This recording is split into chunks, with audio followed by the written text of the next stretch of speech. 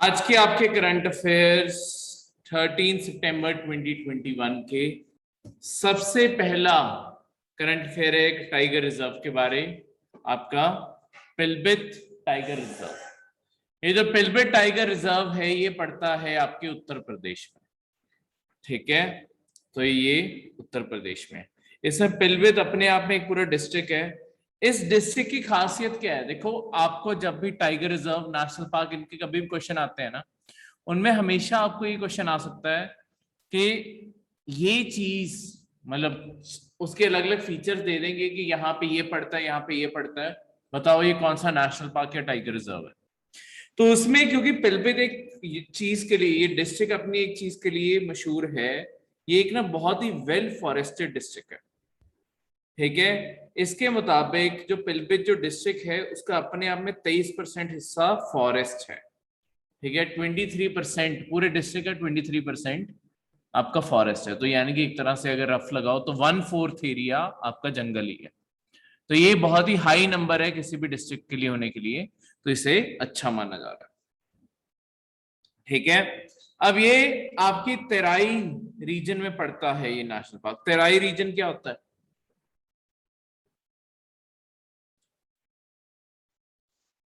देखो, आपके जो तेराई के इलाके हैं ना, आपके उत्तर प्रदेश में पड़ता है। बेसिकली नेपाल के बाद जो उत्तर प्रदेश वहां से जो शुरू होता है वहां पे ये पड़ता है। इस पूरे एरिया में अगर आप ये देखोगे, देखो जब आपके जहां पे पहाड़ होते हैं, ठीक है, अब पहाड़ों से नदियां नीचे को आ रही हैं। तो पहाड़ों में जब ये ट्रैवल कर रही होती है, नदियों की स्पीड बहुत ज्यादा होती है क्योंकि नीचे को फ्लो कर रही है। ठीक है, तो ऑब्वियसली अगर ग्रेविटी और टिल्ट आए हुए है तो अपने आप नीचे को जा जाएगी। यहां पे धीरे धीरे वो अपनी स्पीड पकड़ती रहती है, उसके कारण वो अपने साथ पत्थर ये सब कुछ भी तोड़ देती है। तो देखा होगा नदियों में तभी बड़े बड़े पत्थर पड़े होते हैं। लॉन्ग टर्म में यही बड़े बड़े पत्थरों को ना वो छोटा छोटा करके पेबल्स जैसे बनाती है, छोटे छोटे पत्थर भी कर देती है तोड़ तोड़ के। ये सारे के सारे जो पत्थर हैं, अब जहां पे आपके पहाड़ खत्म हो रहे होते हैं ना, वहां इनकी कंसंट्रेशन बहुत ज्यादा बढ़ जाती है। वहां पे ये मतलब पत्थर बहुत ज्यादा हो जाते हैं। कहीं पे भी पहाड़ जहां पे खत्म हो रहे होंगे ना, उससे पहले वाला कुछ एरिया हमेशा देखना, वहां पे पत्थरों से भरी पड़ी होगी आपकी नदी। ठीक है, छोटे छोटे पत्थर, बड़े पत्थर सारे मिक्स होंगे उसमें। ये होता क्या है, पत्थर के कारण नदी का रास्ता रुक रहा है। तो तुम एक चीज नोटिस करना कि यहाँ पे क्या होता है, यहाँ पे ज्यादातर ना नदी का पानी गायब हो जाता है। नदी ऐसे लगती है जैसे सूख चुकी है। कोई भी रिवर देखना, गंगा जैसे रिवर या कोई भी रिवर है, वो सारी की सारी ऐसी दिख रही होती है। तो वो सारा पानी आपके नदी का जा कहाँ रहा है? क्योंकि यहाँ पे ऊपर हमें पहाड़ों में भी वो पानी दिख रहा था। आगे जब हम प्लेन्स देखते हैं, प्लेन्स में भी बहुत चौड़ी नदी है। तो ये बीच में पानी गया कहाँ? अगर यहाँ पे थोड़ा सा ही बस पानी होता है, ऐसे दिखता होता है जब नदी सूखी। बिल्कुल, वो सारा का सारा पानी जमीन के नीचे चला जाता है। वाटर आपका अंडरग्राउंड हो जाता है।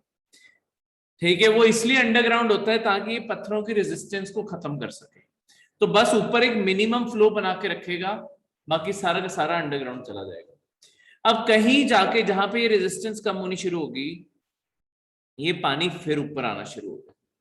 जब ये पानी फिर ऊपर आना शुरू होता है, यहां से ये नीचे से अपने साथ मिट्टी भी निकाल के लाएगा ना। जब ये अपने साथ मिट्टी निकाल के लाएगा, यहाँ पे आपकी जब नदी यहाँ पे ब्रॉड होनी शुरू हुई धीरे धीरे और मिट्टी निकाल रहे हैं, तो आसपास फर्टाइल मिट्टी आ रही है बहुत ज्यादा। ये जो आपका एरिया होता है जहां पे नदी वापस एक तो सरफेस पे आती है, ठीक है, और दूसरा अपने साथ बहुत ही फर्टाइल मिट्टी लेके आती है, इस एरिया को कहते होते हैं आपके तेराई का एरिया। ठीक है, ये हाँ मतलब रीइमर्ज हो रही है, रीइमर्ज हो रही है आपकी। और इस एरिया को अपने आप में तेराई का इस एरिया को कहते हैं, जहां पे नदियां दोबारा से आती हैं, अंडरग्राउंड से वापस जमीन पे आती हैं, उसे तेराई कहोगे। अब क्योंकि ये अपने साथ मिट्टी लेके आई हैं, तो आसपास सारी फर्टाइल मिट्टी फैलाई है, तो इस एरिया में आपके सबसे ज्यादा डेंस फॉरेस्ट भी बने होते हैं। इसी कारण जो आपका हम पिबलित टाइगर रिजर्व पढ़ रहे हैं वो इतना ज्यादा फॉरेस्ट का एरिया है क्योंकि वो अपने आप में तराई के एरिया में पड़ गया। ठीक है, क्लियर है। यहाँ पे आपके साल जो पेड़ होता है उसके फॉरेस्ट भी हैं, ग्रासलैंड्स भी हैं और स्वैम्प भी हैं। स्वैम्प क्या होते हैं?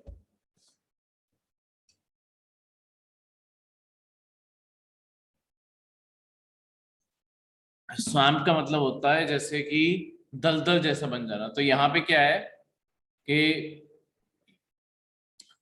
लेक होगी, लेक के ऊपर थोड़ा बहुत मतलब मडी लेक सी बन जाती है, मड भी होगा और बीच में लेक भी होगी, तो जैसे दलदल जैसे दिखने लग जाते हैं।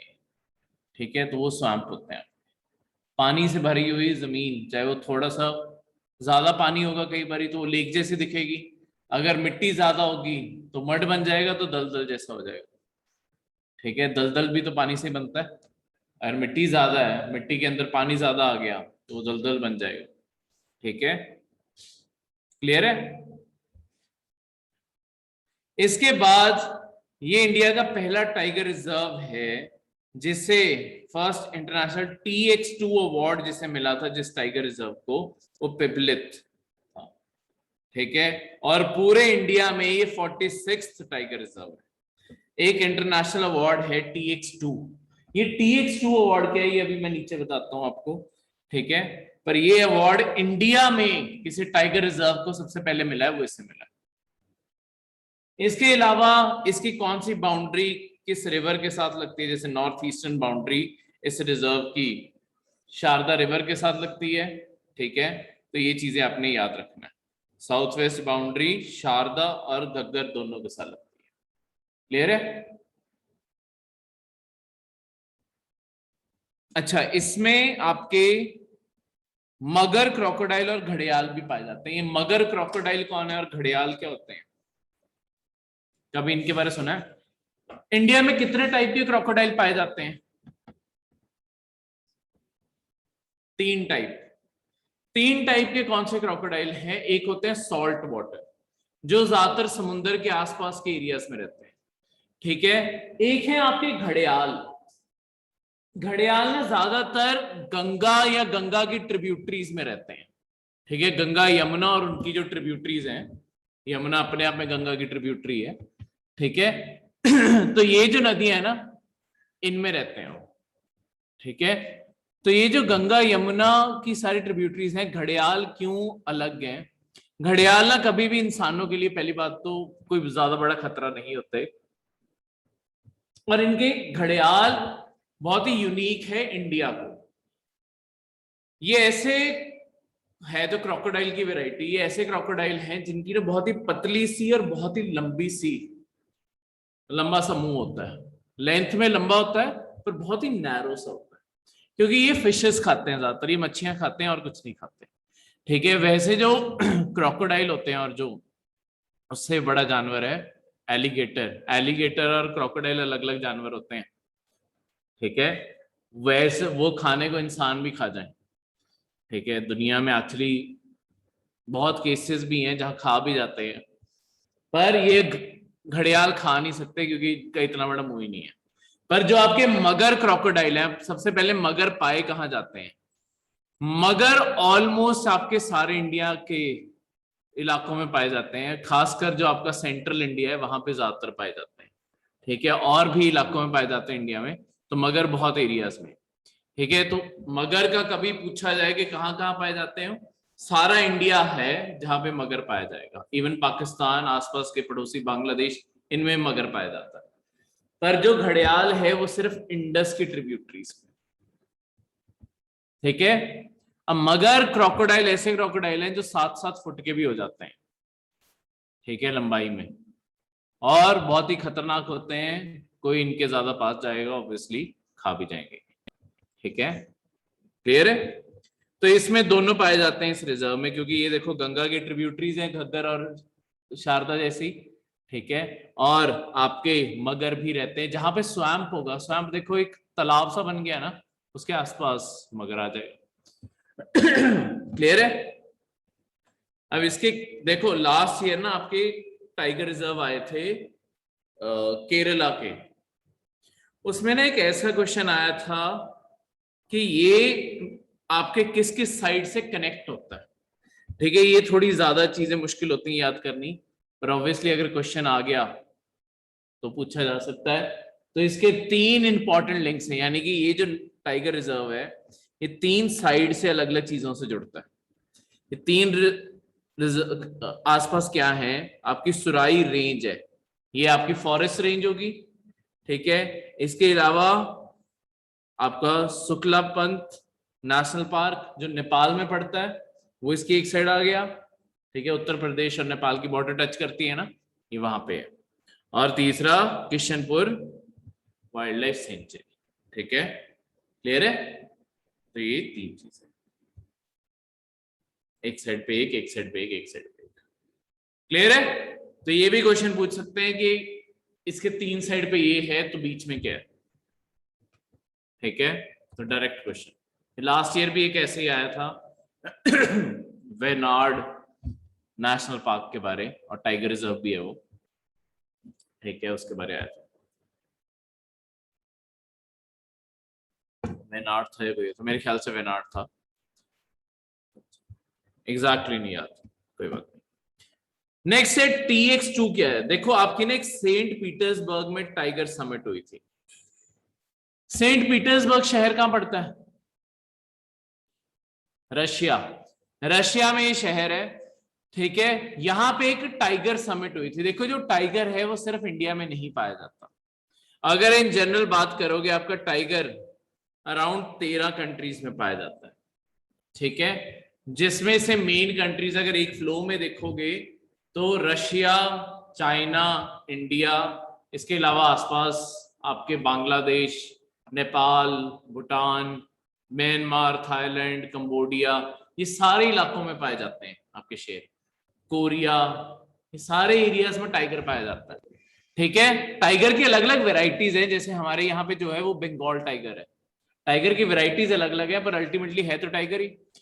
तो हो क्या रहा था, पूरी दुनिया में टाइगर की पॉपुलेशन कम हो रही थी। जहां पे मैन एनिमल कन्फ्लिक्ट होता है, कहीं पे शेर किसी जंगल के सॉरी किसी गांव के पास आ गया, किसी शहर के पास आ गया, मार देते थे उसे। तो ये सारी चीजों के कारण आपके लॉन्ग टर्म में सारे देशों ने देखा कि देखो हमें एक जॉइंट एफर्ट लगाना पड़ेगा अगर हमें टाइगर की पॉपुलेशन बचानी है। तो इसके अंडर बहुत सारे इनिशिएटिव शुरू किए गए, जैसे global tiger initiative, global tiger forum. ठीक है, और इसी के अंडर ही TX2 भी शुरू किया गया। TX2 एक तरह से बस अवार्ड हैं और गोल्स हैं कि हमने आपके ये 13 की 13 जो टाइगर रेंज गवर्नमेंट्स हैं इन्हें एक साथ लेके आना है, उनके कोई भी एफर्ट्स हैं उन्हें सम्मानित करेंगे और एक दूसरे को इनकरेज करेंगे कि टाइगर को बचाएं। सारे देश एक साथ मिलकर टाइगर को बचाएंगे, ऑब्वियसली टाइगर की आबादी बच जाएगी। नहीं एक साथ काम करेंगे, टाइगर खत्म होते जाएंगे। ठीक है एक तो देखो इससे एक्सपीरियंस शेयर हो जाता है। लेट्स सपोज किसी कंट्री ने कोई नई चीज सीखी टाइगर के बारे में, कि टाइगर को इस तरीके से अगर करेंगे, एक तो इंसानों के साथ कंफ्लिक्ट कम होंगे और दूसरा हम टाइगर्स बचा भी पाएंगे। तो वही चीज इंडिया अप्लाई कर सकता है।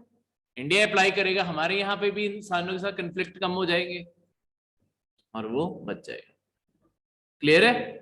अभी वो मूवी भी आई थी ना टाइगर की, ऐसे मारने के ऊपर,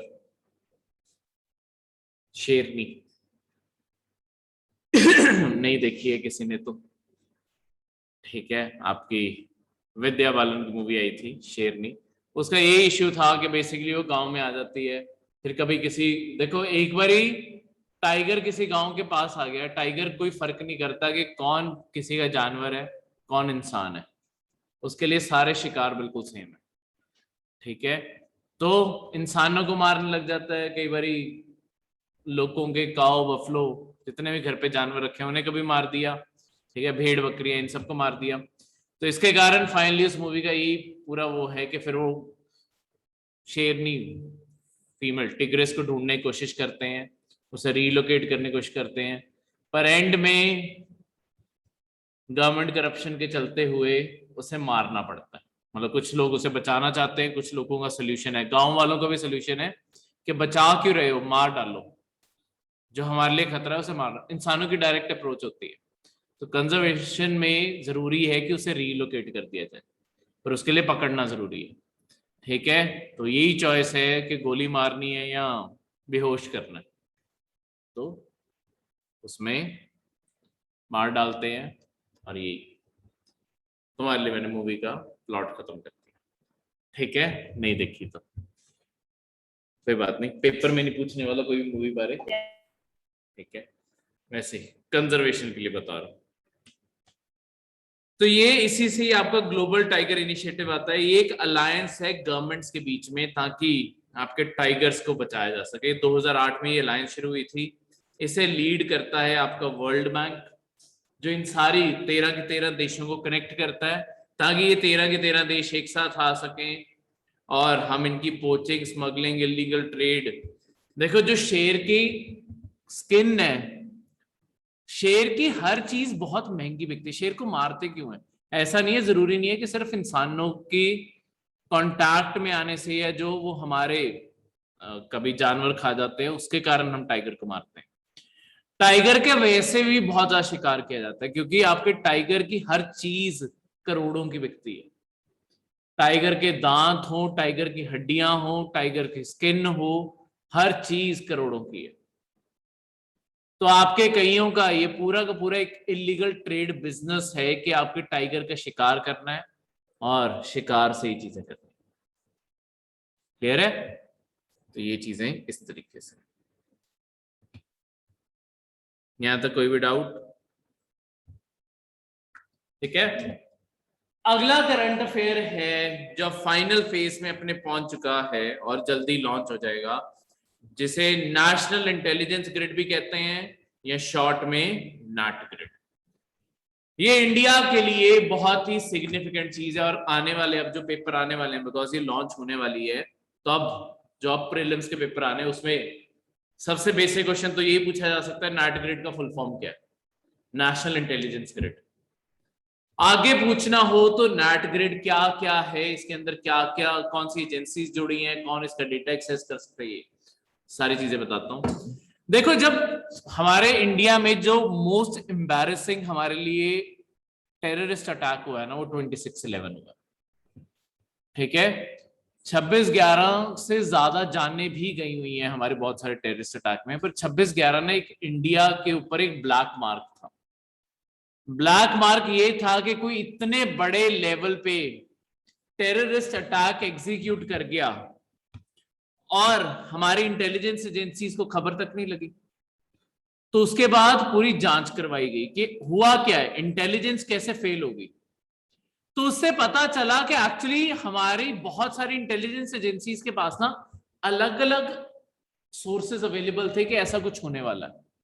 पर प्रॉब्लम क्या थी, क्योंकि आपका डेटा एजेंसीज आपस में शेयर नहीं करती थी। लेट्स सपोज कुछ डेटा स्टेट पुलिस के पास है, उनकी इंटेलिजेंस एजेंसीज के पास है, कुछ मिलिट्री पुलिस के पास है, मिलिट्री इंटेलिजेंस के पास है। ठीक है, कुछ आपकी जो इंडिया के अंदर की बॉडीज हैं, आपकी इंटेलिजेंस ब्यूरो आईबी, ठीक है, और जो इंडिया से बाहर से इंटेलिजेंस गैदर करती है RNAW। इंडिया की दो इंटेलिजेंस मेन बॉडी है, एक इंडिया के अंदर काम करती है, एक इंडिया के बाहर काम करती है। बाहर काम करने वाली RNAW है, ठीक है, और इंडिया के अंदर काम करने वाली इंटेलिजेंस ब्यूरो IB है।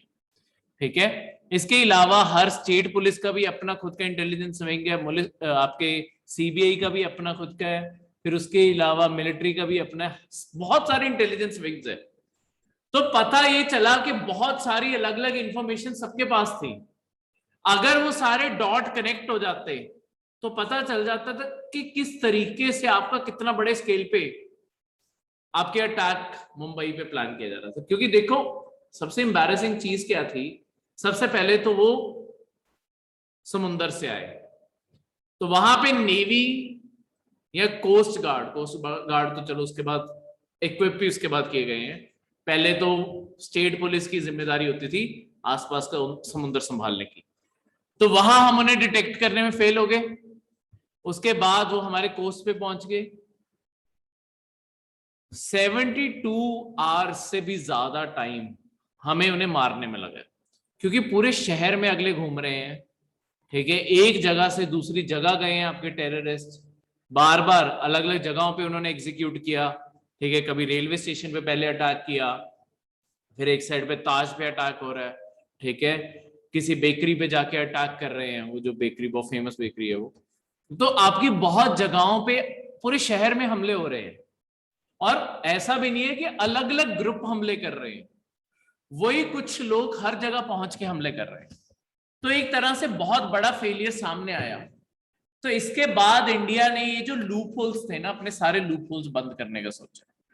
इसी कारण अगर तुम हमारा 2008 के बाद देखो, दुनिया भर में टेररिज्म बढ़ा है, पर इंडिया में टेररिज्म बहुत डिक्लाइन करके, क्योंकि हमारे लिए बहुत ही एम्बैरेसिंग मोमेंट थी कि करें तो क्या करें, ठीक है। एक टाइम पे इंडिया हेल्पलेस था, क्योंकि हमें कुछ घंटे तो यही समझने लगे कि हो क्या रहा है, कहीं पे क्या अटैक हो रहा है, कहीं पे क्या अटैक हो रहा है, कितने टेररिस्ट हैं, कहां पे हैं, क्या चल क्या रहा है, कभी किसी हॉस्पिटल में घुस रहे हैं, कभी रेलवे स्टेशन में घुस रहे हैं, कभी कहां घुस रहे हैं, ठीक है।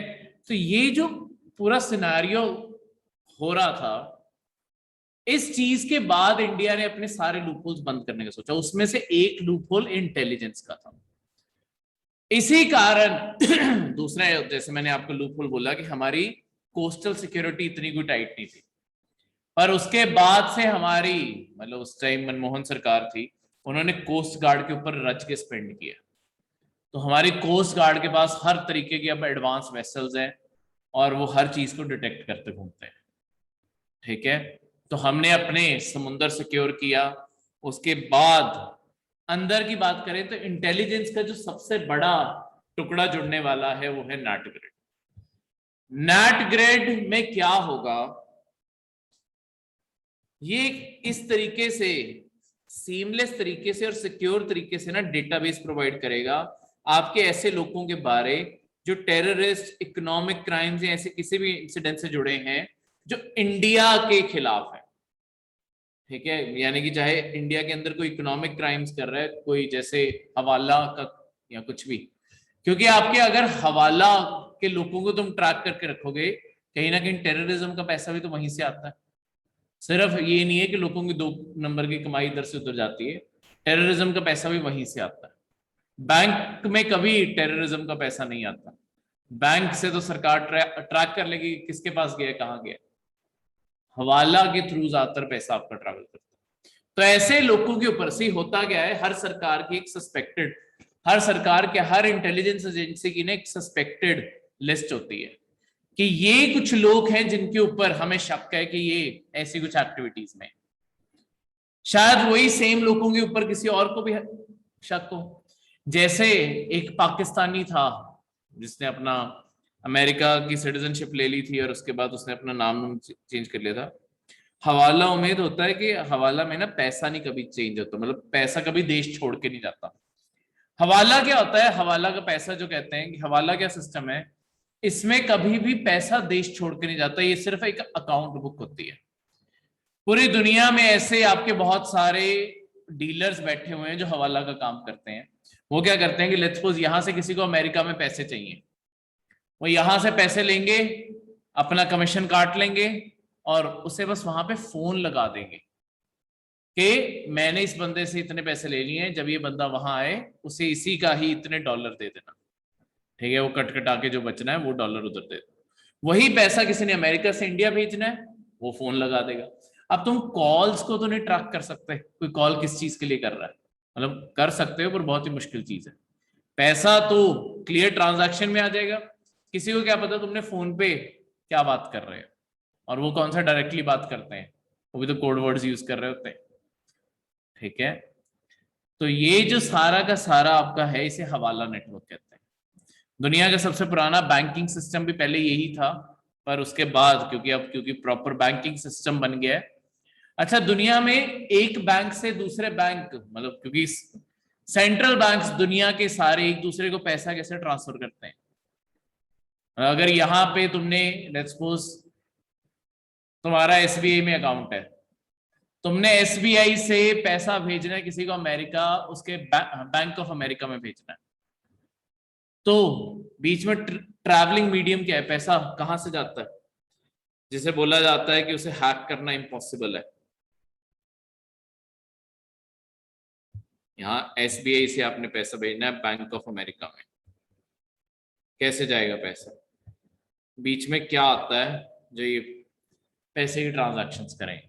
मतलब फैसिलिटेटर तो ऑब्वियसली हमारी तरफ से RBI है, उनके वहां से उनका फेडरल बैंक है, मतलब जो सेंट्रल बैंक होते हैं वही पैसे को लास्ट अप्रूव करेंगे।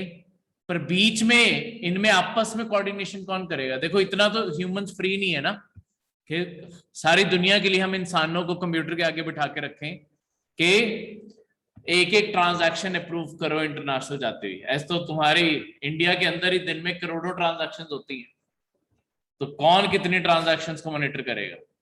तो कहीं ना कहीं तो किसी ना किसी को कंप्यूटर को खुद अप्रूव करने हैं। तो एक ना सिस्टम बनाया गया है जिसे कहते हैं स्विफ्ट। आपके इंटरनेशनल ट्रांजैक्शन, एक कंट्री से दूसरी कंट्री जब भी पैसा जाता है बैंकिंग सिस्टम में, वो सारा पैसा स्विफ्ट के थ्रू होके जाता है। इस सिस्टम को माना जाता है कि ये हैक प्रूफ है, इसे कोई भी हैक नहीं कर सकता, क्योंकि इसकी सिक्योरिटी के ऊपर बहुत ज्यादा पैसा खर्चा जाता है। ऑब्वियसली सारी दुनिया का पैसा इसमें से ट्रैवल कर रहा है, मतलब ये कोई एक कंप्यूटर नहीं है, सीरीज ऑफ कंप्यूटर है पूरी दुनिया में लगे हुए हैं, सर्वर्स ही सर्वर्स है, पर ये सारे के सारे इस तरीके से जोड़े गए हैं कि इन्हें हैक नहीं ना किया जा सके। ठीक है, तो बहुत ही मल्टी लेयर्ड सिक्योरिटी है, और ये स्विफ्ट ही है जो बहुत सारी इंटरनेशनल फ्रॉड को बचा लेते हैं। कई बार आपके बहुत सारे दुनिया में सेंट्रल बैंक्स के साथ भी फ्रॉड हुए हैं कि उनके अकाउंट से पैसे निकाल के ले गए लोग, पर ये स्विफ्ट को जैसे कोई ऐसी चीज लगती है ये सारा पैसा रोक लेता है, फिर वो ह्यूमन इंटरवेंशन के लिए डाल देता है कि किसी कोई इंसान इसे अप्रूव करेगा, और वो ऑब्वियसली इंसानों की नजर में आता है तो फ्रॉड रुक जाते हैं।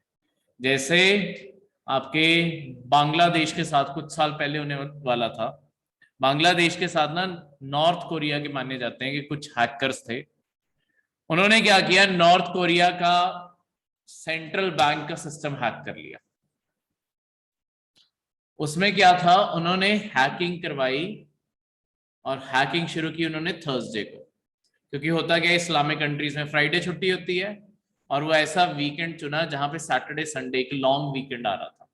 उनके संडे कभी छुट्टी नहीं होती, पर फेस्टिवल थे तो फ्राइडे वैसे छुट्टी थी, सैटरडे संडे कोई फेस्टिवल था, तो उनके पास 3 दिन थे पैसा निकालने के लिए।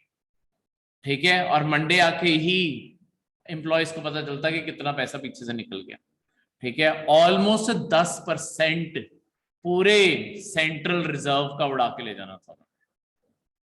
ठीक है, पर हुआ क्या, जो आपका स्विफ्ट है इसने उसकी 95% ट्रांजैक्शंस रोक दी। ऐसा नहीं कि पैसा गया नहीं, 2-3 बिलियन का लॉस हुआ उन्हें, पर मैक्सिमम पैसा बच गया। ठीक है, नहीं तो उड़ाने को 100 बिलियन के करीब उड़ाना था, पर वो उड़ गया, वो पता नहीं कहाँ गया। उन्होंने बैंकिंग एक से दूसरे में जंप करवाया, सारा पैसा ले गए। तो फ्रॉड ऐसे हो जाते हैं, पर स्विफ्ट मैक्सिमम रोक लेता है। तो आपकी जो नेट ग्रिड है ये एक तरह से ओवरऑल 10 यूजर एजेंसीज और 21 सर्विस प्रोवाइडर्स को कनेक्ट करेगा। टोटल इसमें 1000 ऑर्गेनाइजेशन जोड़ी जानी है, जिसमें से मतलब इसमें है क्या, आपकी ऑलमोस्ट इंडिया के अंदर जितनी भी इंफॉर्मेशन जनरेट होती है ना, वो सारी की सारी इंटेलिजेंस एजेंसीज के पास जाएगी। जैसे कि आपके एयरपोर्ट से कौन इंडिया में आ रहा है, कौन इंडिया को छोड़ के जा रहा है, तो सबके चार्ट पता चल गए कौन आ रहा है कौन जा रहा है। उसके अलावा किसी स्टेट पुलिस के पास या मिलिट्री के पास या RNW या IB के पास कोई भी इंफॉर्मेशन है वो भी इसमें फीड कर दी जाएगी। उसके अलावा हमारे पैन डिटेल्स, हम कहाँ पैसे खर्च रहे हैं, मतलब एज अ सिटीजन। देखो सिक्योरिटी चाहिए तो प्राइवेसी तो जाती है, तो प्राइवेसी इसी तरीके से है कि आपके इस तरीके से सारी की सारी इंफॉर्मेशन, टैक्स की इंफॉर्मेशन, बैंक अकाउंट्स की इंफॉर्मेशन, हर ट्रांजैक्शन की इंफॉर्मेशन, ठीक है, पर वही बात है, यहाँ पे भी हर चीज इंसान नहीं बैठ के देख रहे, क्योंकि ट्रांजैक्शन तो इंडिया में अंदर तो और भी ज्यादा हो रही है, बाहर से भी ज्यादा। तो जैसे 10 रुपए भी अगर गूगल पे कर रहे हो, वो भी तो बैंक के थ्रू जा रहा है। अब कोई वो थोड़ी बैठ के देख रहे हैं कि अच्छा ये समोसा खा रहा है कहीं बैठ के, उस किसी को क्या लेन देना। तो वो यही चीजों को बस ट्रैक करता है कि कोई बहुत ही सस्पिशियस ट्रांजैक्शंस ना हो रही है, तो वो अपने आप नेट ग्रिड आपकी एजेंसी को शो कर देगा कि ये डेटा के पॉइंट्स जुड़ रहे हैं, इसे कंसिडर कर। तो वहां से वो अपनी इन्वेस्टिगेशन शुरू कर सकते हैं। तो इस तरीके से, और वो किसी भी पर्सन को, लेट्स सपोज वैसे वो अपने आप में किसी पर्सन को ढूंढ रहे थे, उस पर्सन का डेटा वो नेट ग्रिड में डालेंगे, उन्हें अपने आप उसकी और भी जितनी इंटेलिजेंस इंफॉर्मेशन है वो सारी की सारी आ जाएगी, तो उनकी इन्वेस्टिगेशन में हेल्प हो जाएगी। तो इंडिया अपना ओवरऑल इंटेलिजेंस नेटवर्क बेटर कर रहा है। ठीक है, नेक्स्ट है नेशनल कंपनी लॉ ट्रिब्यूनल। देखो इंडिया के अंदर एक कंपनीज एक्ट है 2013। इंडिया की जितनी भी कॉर्पोरेट वर्ल्ड है, जितनी भी कंपनीज हैं, प्राइवेट लिमिटेड हो, प्रोप्राइटर हो, इंडिविजुअल हो, कोई भी हो, वो सारी कंपनीज एक्ट के थ्रू ऑपरेट करती हैं। इसके अंडर ही सारे रूल्स हैं कि क्या करना है, कैसे करना है, सब कुछ कंपनीज एक्ट मॉनिटर करता है। तो इसी एक्ट के थ्रू आपके नेशनल कंपनी लॉ ट्रिब्यूनल बनाया गया था। ट्रिब्यूनल क्या होता है? देखो ट्रिब्यूनल एक तरह से ना स्पेशल कोर्ट होते हैं। हाँ जी, कोर्ट, सॉरी मैं क्वासी की उसी में लग गया। ठीक है, स्पेशल कोर्ट होते हैं जो क्वासी जुडिशियल होते हैं। क्वासी, क्वासी वर्ड का मतलब होता है सेमी जुडिशियल। तो एक तरह से ये पूरी तरह कोर्ट नहीं है। कोर्ट में क्या होता है, सिर्फ जजेस होते हैं। ये पूरी तरह आपके कोर्ट नहीं है। क्वासी का मतलब सेमी, आधे पिछाधे ये कोर्ट है, आधे पिछाधे इसमें और मेंबर्स भी होंगे। देखो कोई भी ऐसा मामला है, लेट्स सपोज कंपनीज का मामला है, अब एक आम जज की नॉलेज सिर्फ वहां तक लिमिटेड होगी जहां तक एक्ट लिखा है। पर लेट्स सपोज कोई कंपनी का बहुत ही कॉम्प्लिकेटेड केस आए इसके आगे सुनने के लिए, एक जज को शायद बेस्ट अंडरस्टैंडिंग ना हो कि इस मैटर में क्या करना चाहिए। पर एक ऐसा पर्सन जिसने अपनी पूरी लाइफ कॉर्पोरेट वर्ल्ड में बिताई है, उसे पता होगा कि ये चीज क्या हुआ, कोई फ्रॉड हुआ है या क्या चीज हुई है, कुछ भी हुआ है।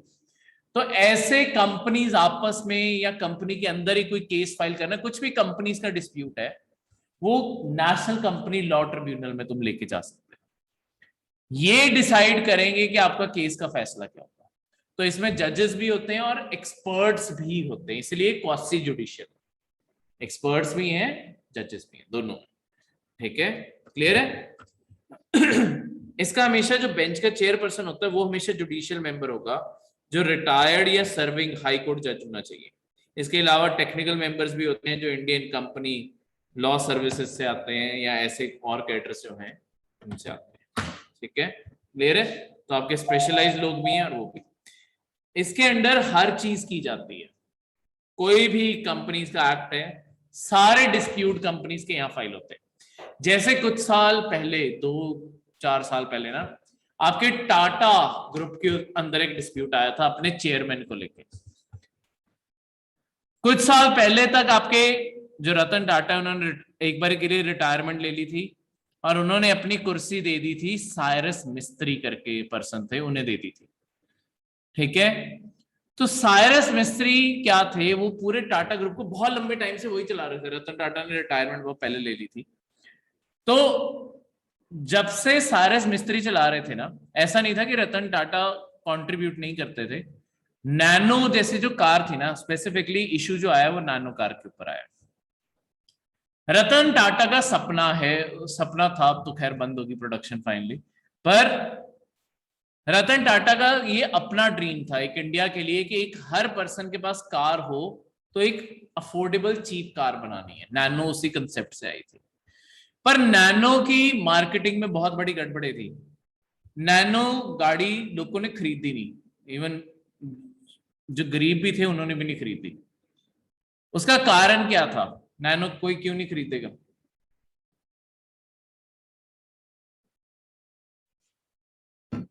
मतलब ऐसा वो नहीं कि जो उससे महंगी गाड़ियां खरीद सकता है, जो सिर्फ वही खरीद सकता है वो भी नहीं खरीद रहे थे। उसका कारण ये था कि जो उसके साथ ना टैग जोड़ के उसे बेचा गया स्टार्टिंग में जब लॉन्च किया गया। सिक्योरिटी तो उम्मीद ये ऑल्टो या ये सारी छोटी गाड़ियों में कहीं नहीं है, कहीं पे टकराएंगी सारी प्रेस हो जाएंगी। सिक्योरिटी तो चलो नैनो में भी बिल्कुल ही नहीं थी, चलो वो तो अलग कंसर्न है। इंडियन सिक्योरिटी को तो देखते नहीं हम, सबसे पहले फ्यूल इकोनॉमी देखते हैं कि कितनी माइलेज दे रही है, ठीक है। तो हमारे यहाँ पे इंडिया के अंदर सिक्योरिटी इतना बड़ा इशू नहीं था। हाँ हाँ, रीसेल वैल्यू देखते हैं, ऐसी चीजें देखते रहते हैं, ठीक है। सिक्योरिटी सिक्योरिटी तो बाद में देखी जाती है, ठीक है। तो मतलब मुद्दा होना चाहिए, मैं ये नहीं कह रहा हूँ कि सिक्योरिटी मुद्दा नहीं होना चाहिए, पर इंडियंस की सोच अलग चल रही है। वो चीजों के कारण ही प्रॉब्लम थी जो नैनो के साथ ना टैग जोड़ा गया। नैनो की जब से ड्रीम शुरू हुआ है ना, तब से लेके जब वो प्रोडक्शन में गई, सेलिंग के लिए गई, हर जगह गई, हर जगह उसे बोला गया गरीबों के लिए कार बनाई जाए। अब देखो कोई किसी भी लेवल पे हो वो अपने आप को गरीब नहीं कहना चाहता, ठीक है। तो वो एक मार्केटिंग फेलियर का एग्जांपल है नैनो, क्योंकि जब तुमने ये टैग जोड़ दिया ना कि ये गरीबों की कार है, तो ऑब्वियसली जो बंदा पहले ही सोसाइटी में एज अ पुअर मैन रह रहा है, वो अगर खरीदेगा, उसने वो टैग भी खरीद लिया ना कि हम एक्चुअली गरीब है, ठीक है। चाहे जो मर्जी इकोनॉमिक कंडीशन हो, लेने को अमीरों ने भी ली है नैनो, मैं ये नहीं कह रहा हूं कि सिर्फ गरीब ले रहे थे, पर गरीबों के लिए, खासकर अमीरों के लिए तो शौक था कि जाओ ले आओ बस फालतू में, ठीक है। पर दूसरी साइड गरीबों के लिए, जिन्हें पहले ही समाज उन्हें गरीब बोलता रहता है, पहले उनके समाज कदर नहीं कर रहा, और उन्हें तुम कह रहे हो कि ये कार भी गरीबों के लिए है, तो फिर तो तुम उन्हें अलग से आइडेंटिफाई कर रहे हो। तो ये मार्केटिंग फेलियर के कारण नैनो नहीं चली। तो लॉन्ग टर्म में आपकी टाटा ग्रुप ने क्या किया, टाटा ग्रुप ने फैसला लिया कि नैनो को बंद कर दिया जाएगा, नैनो की प्रोडक्शन बंद कर दी जाएगी, लॉस मेकिंग कार है, इसे नहीं बनाया जाएगा।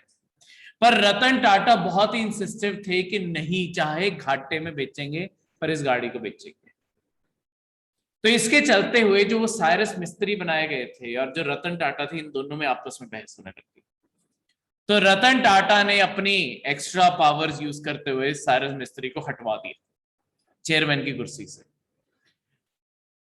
इस तरीके से टाटा ग्रुप एक पब्लिक कंपनी थी, और पब्लिक कंपनी को तुम ऐसे किसी चेयरमैन को ऐसे नहीं हटा सकते, तुम्हें पूरी बोर्ड की मीटिंग बुलवानी पड़ती है, सबसे अप्रूवल लेना पड़ता है, इंडिपेंडेंट डायरेक्टर से अप्रूवल लेना पड़ता है, फिर जाके कहीं चेयरमैन हटते हैं। तो उसके बाद साइरस मिस्त्री आपके चले गए नेशनल कंपनी लॉ ट्रिब्यूनल के पास कि यही केस करेंगे। तो ये केस बहुत टाइम चला, फाइनली साइरस मिस्त्री को एक बारी दोबारा से कुर्सी मिल गई थी, ठीक है। उन्हें बोल दिया था नेशनल कंपनी लॉ ट्रिब्यूनल ने कि आप ही चेयरमैन बनोगे। पर फिर तब तक क्योंकि रतन टाटा वापस आ चुके थे, उन्होंने बोर्ड से फिर रेजोल्यूशन पास करवा दिया कि रिमूव है, ठीक है। तब तक पेपर वर्क हो गया और रिमूव कर दिया गया, ठीक है। तो अभी भी ये डिस्प्यूट सुप्रीम कोर्ट के अंदर बीच बीच में कभी तुम पढ़ लोगे, अभी भी डिस्प्यूट चल रहा है, ठीक है। क्योंकि जो मिस्त्री है, मिस्त्री पूरा ग्रुप है, मिस्त्री फिर से वही पारसी कम्युनिटी है, ठीक है। तो उनका अपने अपनी भी कंपनीज का ग्रुप है, उन्होंने टाटा के वो शेयर होल्डर्स भी हैं, तो उन्होंने केस फाइल किया हुआ है कि हमें कितना लॉस हुआ है इस सारी चीज के कारण, उसकी कंपनसेशन पे की जाए। तो इस तरीके से, तो ये थे आपके सारे करंट अफेयर। किसी भी करंट अफेयर में कोई भी डाउट है? हाँ जी, कोई भी डाउट नहीं? ये थे आपके करंट अफेयर्स।